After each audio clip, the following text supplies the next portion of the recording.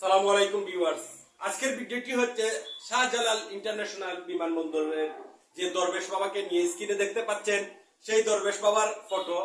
আসলে একটি কথা আমি নির্দিষ্ট কর্তৃপক্ষকে বলবো, বিমানবন্দরের কর্তৃপক্ষ এবং সম্মানিত উপদেষ্টা মণ্ডলী আপনারা একটু ফলো করবেন, কারণ বেশিরভাগই এখনকার যে প্রবাসীরা রয়েছে মিডিল ইস্টের যে ছেলেপুলেরা থাকে, এদের যখন তারা দেশ থেকে বিদেশে যায় বিশাল একটি ঋণের বোঝা মাথায় করে নিয়ে যায় এবং বেশিরভাগ ঋণ দেখা যায় বন্ধু বান্ধব আত্মীয় স্বজনের কাছ থেকে নিয়ে যায়।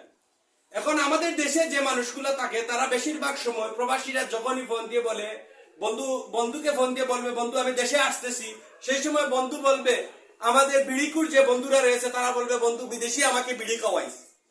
এবং আত্মীয় স্বজন এবং ছোট ভাই বোন যারা রয়েছে স্কুল কলেজে লেখাপড়া করে তারা বলবে যে আঙ্কেল বা ভাইয়া আমার জন্য একটা ফোন নিয়ে আসো।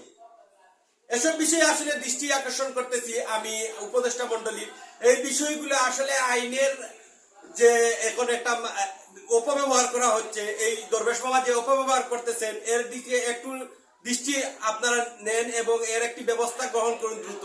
কারণ আপনারা দেখেছেন 5 আগস্টের কথা আমরা ভুলতে পারি না, কারণ 5 আগস্টে যে রেমিটেন্স যোদ্ধারা যে সহযোগিতা আমাদেরকে করেছে সেই সহযোগিতার কথা ভুলে গেলে আমাদের চাইতে নিমহারাম পৃথিবীতে মনে হয় না আর কোনো জাতি থাকবে। তাই অবশ্যই আপনারা রেমিটেন্স যোদ্ধাদের পক্ষে থাকবেন এবং এই রেমিটেন্স যোদ্ধারা কি চায় তাদের সেই চাওয়াটা অবশ্যই মেনে নেবেন এবং সামান্য 2টা মোবাইল 4টা মোবাইল 5টা মোবাইলের জন্য তাদেরকে বিশাল পরিমাণে ট্যাক্স বুঝাই করে দিবেন না। কারণ তাদের এই সামান্য আয়টা তাদের চাহিদা তাদের ভালোবাসার মানুষের কাছে তুলে ধরতে চায় তারা। কেন তাদেরকে 5টা মোবাইল আনতে দেওয়া হয় না? কেন তারা চাইলে তাদের বন্ধু বান্ধবের জন্য সামান্য সিগারেট নিয়ে আসতে পারে না? চুরা কারবারি যদি 5টা মোবাইল একজন মধ্যবিত্ত ফ্যামিলির একটি ছেলে নিয়ে আসে এবং 20 প্যাকেট সিগারেট নিয়ে আসে, সে যদি চুরা কারবারি হয়ে যায়, তাহলে যারা সরকার ট্যাক্স ফাঁকি দিয়ে কোটি কোটি টাকা স্বর্ণ আত্মসাৎ করতেছে, দেশের ট্যাক্স মেরে দিচ্ছে, তাদেরকে না ধরে কেন সাধারণ মানুষকে আমাদের রক্তে টাকাকে কেন তারা অবৈধ ঘোষণা করবে?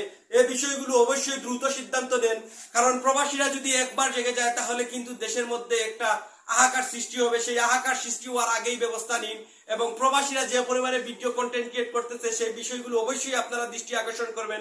এবং আমি অবশ্যই আমার সকল প্রবাসী ভাই বন্ধু এবং আত্মীয় স্বজন সবাইকে ভালোবাসার একটি কথা বলবো, যেটি হচ্ছে আপনারা অবশ্যই ব্যাংকের মারফতে দেশে রেমিটেন্স পাঠান। আমাদের দেশের রেমিটেন্স প্রয়োজন আছে, সরকার দ্রুত ব্যবস্থা নিবে ইনশাআল্লাহ।